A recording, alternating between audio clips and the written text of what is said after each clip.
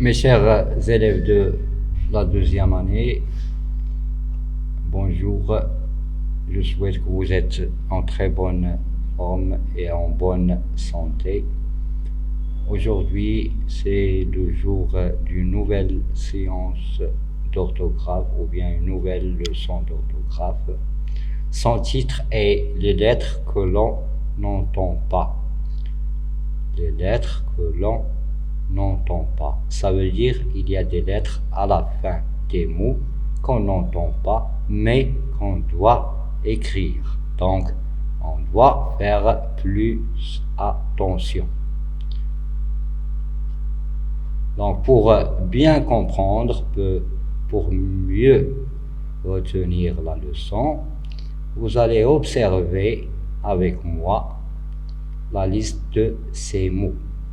Écoutez bien la prononciation et regardez bien l'écriture, comment ils sont écrits. Le mot gourmand, il se termine par D, donc il est obligatoire d'écrire le D, même si on n'entend pas cette lettre. Donc c'est une lettre muette. Petit, c'est pas petite, petit, il se termine par T, mais on n'entend pas dans la prononciation. La même chose pour rang, il se termine par G, mais pendant la prononciation, le mot n'est pas entendu. Gris, la même chose, il se termine par S, mais on n'entend pas en le prononçant. Blanc, il se termine par C. Le C est écrit, mais il n'est pas prononcé. On ne dit pas blanc, on dit blanc. La même chose pour repos, il se termine par S. Le S est écrit, mais il n'est pas prononcé. Et le mot délicieux, il se termine par X. On ne prononce pas le X, mais on doit l'écrire. Donc, on doit en général faire attention premièrement à la prononciation et deuxièmement à l'écriture. Même si on n'entend pas ces lettres, on doit les écrire. Sinon, on va commettre des fautes. Donc, comme conclusion, on peut dire que certains mots se terminent par des lettres que l'on n'entend pas, mais que l'on voit et on doit écrire. Donc, on est obligé d'écrire ces mots, même s'ils ne sont pas prononcés. Ce sont des lettres muettes. Bien, une chose, pour connaître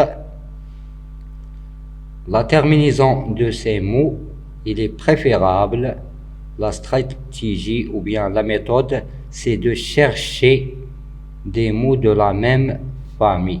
Par exemple, gourmand, comment je vais connaître que gourmand va se terminer par D?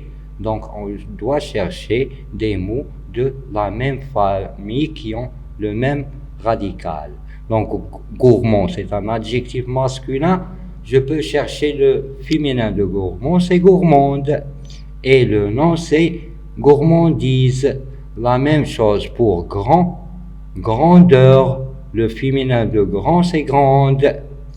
Blanc, blanche, blancheur.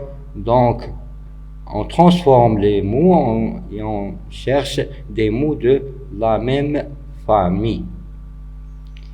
Donc, un autre exemple ou bien d'autres exemples pour bien comprendre, le bord. Le bord, je ne prononce pas le D, mais je dois utiliser le D dans l'écriture. Le champ. On a l'impression qu'on a N à la fin, mais le mot se termine par T. Donc, le chant, chanteur, chanteuse, chanson. Un tapis se termine par S. Donc, je dois écrire le S et ne pas le prononcer. La même chose pour gros. Beaucoup. Il y a des élèves qui peuvent dire beaucoup, mais c'est faux. On ne doit pas prononcer le P parce que c'est une lettre muette. Comme application, on va entourer les lettres muettes dans cet exercice. On a un camp. Un camp, il s'écrit avec P, mais le P, il n'est pas prononcé. Donc j'entoure P. Retard, retard, il se termine avec T. Je ne prononce pas le T, mais je dois l'écrire. Pour éviter toute confusion, je cherche des mots de la même famille de tard ou bien retard. On a tardif, etc., etc. Pour lent, il se termine par T. Le T est écrit, mais il n'est pas prononcé. Les mots de la même famille sont lentement et lenteur. Donc, le T est une partie du radical. La même chose, lent, lent. Je ne prononce pas le G, mais je dois l'écrire. Donc, je cherche des mots de la même famille. On a longueur et langue, le féminin de long, avec UE. Donc, il est important, il est indispensable d'écrire les lettres muettes, même si on ne les prononce pas.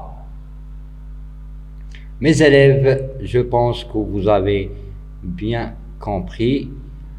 Plus tard, je vais vous envoyer d'autres exercices d'application pour approfondir vos connaissances. À ce moment, je vous dis au revoir et à la prochaine.